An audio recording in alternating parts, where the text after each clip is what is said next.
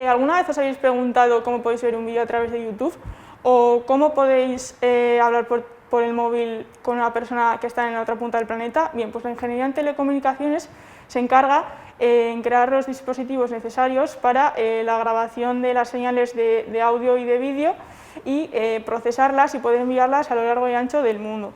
Pero este sector de la ingeniería no solo se encarga de este trabajo, porque ¿qué tiene que ver un vídeo a través de YouTube con un desfibrilador, por ejemplo? Bien, pues en este vídeo os vamos a enseñar algunos de los trabajos en los que participamos aquí, en la Escuela de Ingeniería de Bilbao. Este centro pertenece a la Universidad del País Vasco y, como bien sabemos, pues aquí se forman los ingenieros en telecomunicaciones. Pero la mayoría de los alumnados de la UPV, o sea, de las ingenierías, son chicos, como bien sabéis. Pero algo tan importante como lo son las telecomunicaciones no puede quedarse reducido a la mitad de la población, porque grandes mujeres han contribuido a este sector, como Hedy Lamarr y Metotecnologías, que hoy en día se siguen utilizando. Por ello, os animamos desde el Departamento de Ingeniería de Comunicaciones a interesaros por las telecomunicaciones, ya que esto no es una cosa de chicos. Ahora, Jon y Anne nos van a explicar cómo funciona el croma, ya que con la situación sanitaria actual pues, se ha hecho bastante importante, por ejemplo, en las videollamadas. Hoy en día, en el mundo de la televisión y del cine especialmente, se emplean muchas técnicas audiovisuales para conseguir efectos especiales difíciles o incluso imposibles de implementar con los recursos reales disponibles. En las reuniones a distancia, tan habituales en estos tiempos de COVID, hemos visto muchos fondos no reales detrás de las personas que asisten a la misma. Una de las técnicas para lograrlo es la técnica denominada croma. Dicha técnica consiste en extraer un color de la imagen, generalmente el verde o el azul, y reemplazar el área que ocupaba ese color por otra imagen o vídeo. Por ejemplo, si una persona se coloca en un estudio de grabación con un fondo verde a sus espaldas, podemos sustituir ese fondo por la imagen o vídeo que queramos: una playa, un bosque o un edificio.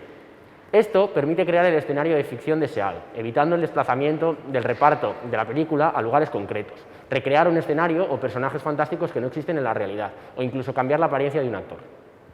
Se suelen elegir los colores verde o azul. ¿Por qué? Porque son colores que apenas tenemos en el cuerpo, en la cara, en la piel. Entonces, aquí veis un fondo de tela verde que hemos elegido como fondo de escenario.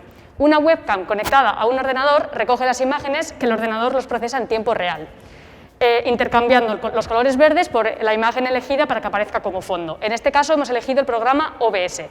El vídeo procesado aparece en la televisión con el fondo seleccionado o el efecto deseado.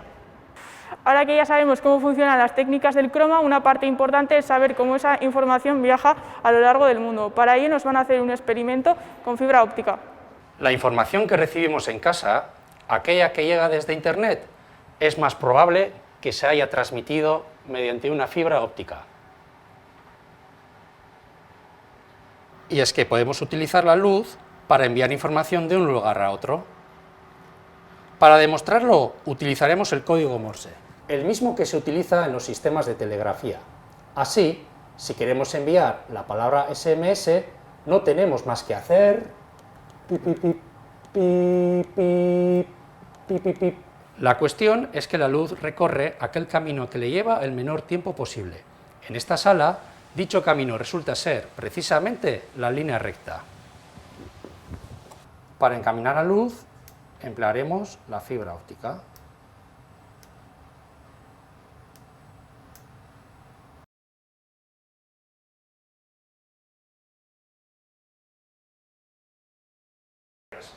Enviaremos el mensaje anterior por fibra óptica.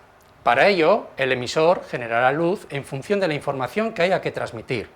La introducirá en la fibra óptica y a la salida de la fibra óptica, el receptor recibirá dicha luz y la convertirá. Es posible el envío de información más compleja que la anterior.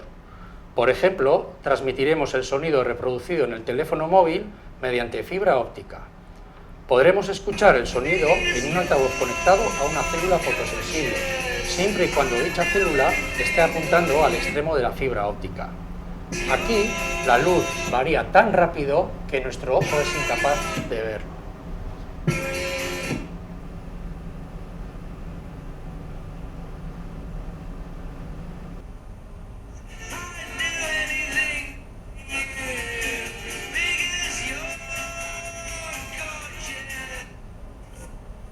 De esta forma, podemos enviar muchas más cosas que el sonido en los sistemas de comunicación por fibra óptica. Por ejemplo, vídeo o información digital interpretada por los ordenadores y demás dispositivos electrónicos.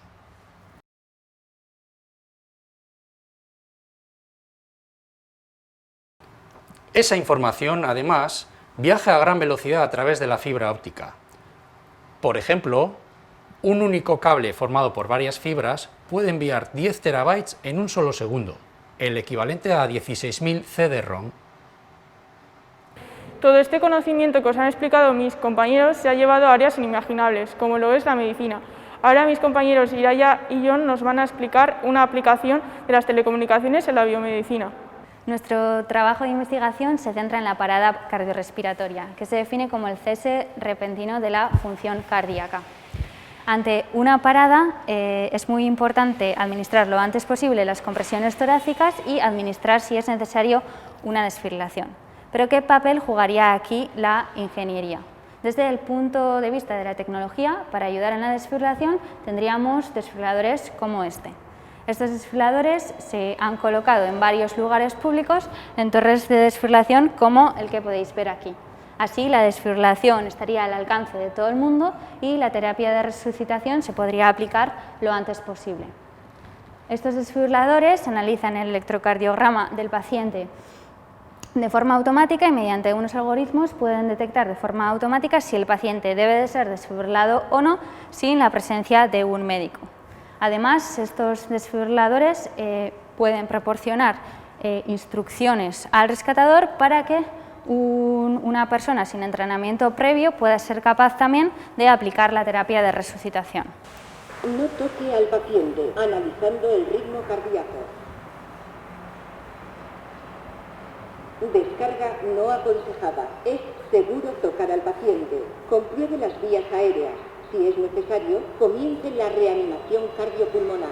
Comience las compresiones. Mantenga el ritmo. Ya está.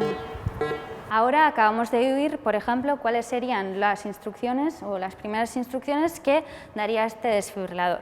Como detalle decir que este desfibrilador ha sido diseñado y fabricado por una empresa del País Vasco. Ahora subiremos al laboratorio para ver diferentes ejemplos de señales biomédicas que se utilizan en este tipo de equipos. Para medir el comportamiento de nuestro sistema fisiológico necesitamos diferentes tipos de sensores. Por ejemplo, la grabación del electrocardiograma se basa en sensores eléctricos como estos.